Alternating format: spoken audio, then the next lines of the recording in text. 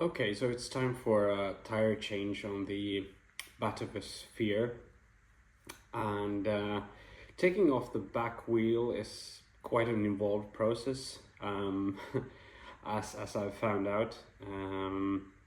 And there is actually a guy here on YouTube, I think it's Stephen Jenkins, I believe, who goes through this process verbally. But I thought as I'm going to change the tire anyway, the back tire that is, thought I might as well film it, because this is a video that I would have found to be quite useful the first time around, because figuring this out is a bit tricky. This is the two-wheeled version of the Batavus. I'm fairly certain the same process should go for the three-wheeled version as well, as it should for the Raleigh Stride and Winora FUB bikes as well. All the three brands are basically just relabeled versions of the exact same bike. So, well, let's get into it. So the first thing we'll need to do is get this this back bit over here off of the chain guard, and it's fastened with a Phillips head screw just around here, which we'll have to undo.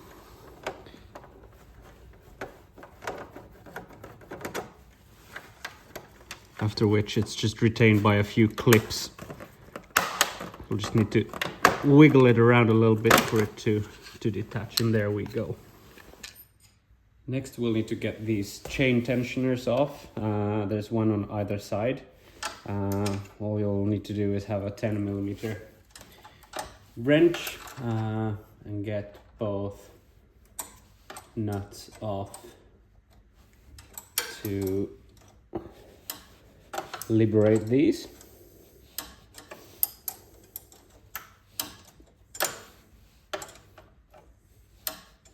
A ratcheting wrench would of course be useful here.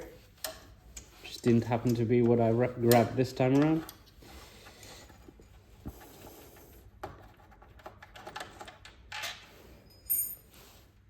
And there's a bit of plastic here as well that you'll need to make sure. Actually, this is milled aluminium that you'll need to get on there too, or off there too. And now we'll just rinse and repeat and do the same on the other side. Okay, we've come around to the non-drive side here for the step that would easily have you stumped unless you know to look for this.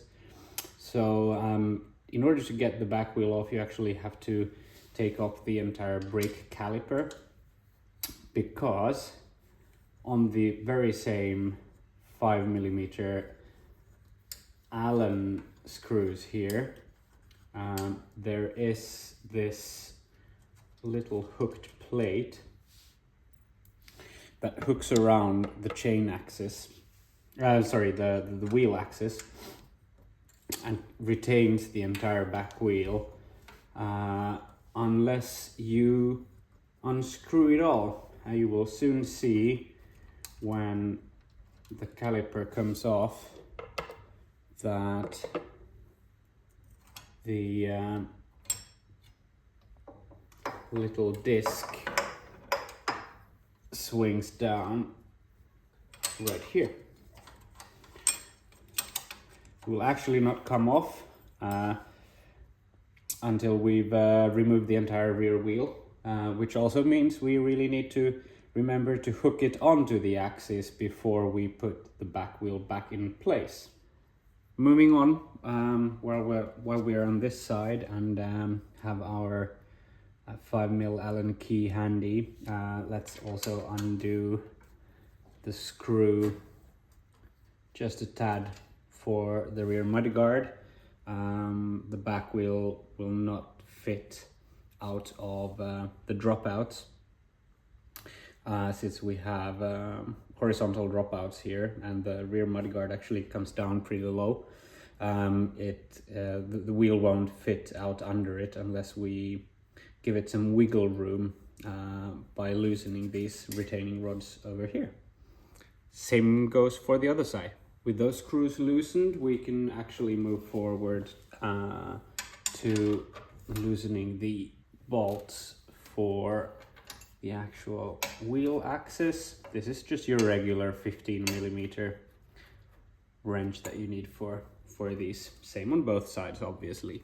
All right, we've come to the stage where you actually have two options, or I assume you have the right way of doing this, and you have a shortcut or a way to budget, which may or may not save you time and frustration. I presume that the right way of doing this would be to actually remove the drive side crank altogether. You can find plenty of videos online on how to do that for the Bosch Cargo Line motor. This is just to be able to open up and remove the chain cover over here. What I'm going to do now, because I don't have the right tool handy to pull off the crank arm, is that I am just going to open up a bit of a crack on this chain guard and just wiggle it all off, and I'll bring you around so that you can see where the retaining clips are. Okay, so here you can see one of the retaining clips. There's another one further forward, just following the crack between the two halves here. You can find the second one. Pushing in a tire lever or some other flat prying tool will help you get this off. I think mine has been removed so many times that it's already a little bit loose, and comes off pretty easily. But you get the idea. Open it up over here and separate the two halves, which are actually overlapping on this edge, as well as the clip that you can just barely make out down here, to separate the bottom half as well. I'll go ahead now and just separate the two and show you the result of opening up the two halves. Okay, so what you can see here is I've used a tire lever over here to pry it open all the way. There's one clip here, one here, as mentioned before. I actually went ahead and opened a third clip just before the cranks. I've also gone ahead and opened up the retaining clip down here. I've also gone ahead and just lifted up this part here and propped it open to give you a little bit better view of what's happening in here. Because what we have to do next is go ahead and remove the shifting wire, the shifting cable from the internal gear hub, in order to finally be able to start prying off our back wheel off of the bike. Now, since we have this open, this is also a good time to just check the alignment of your gears. I have now put the gears into third gear. That is the gear that you need to be in to adjust your gears, which in turn is done just with the barrel thingy-majiggy on the actual shifter on your bars. But in order to do so, you need to put it in third gear and line up the yellow dots over here. That means it's in third gear, and then line up the two yellow lines that actually probably look like one on screen right now. But if I bring this into a different gear, you will see how that actually is separate lines. There you go. Okay, time to remove the gear cable. The gear cable is retained by this nut over here that is screwed onto the cable and then pushed into a small notch right over here. As you can see by my scratched retaining nut here, it's you know, I've been using needle nose pliers. I think that works okay. What also really helps is releasing some of the tension. This is spring loaded, so there's quite a bit of tension that is also going to make it a lot more tricky to remove. So releasing that tension really helps, and as long as you can get some good purchase on the nut, it will slip off fairly easily. There we go. Here you can see the notch where it goes in, and this is the nut on the end here. So let's move that cable out of the way. Okay, it's time to remove the chain from the wheel so that we can then start wiggling the wheel off. To get the chain off, we need to move the wheel a little bit forward to release the tension of the chain. These nuts here, they can really bite into the dropouts, so sometimes you need to give it a good bash on the side to release those and get some wiggle out of it.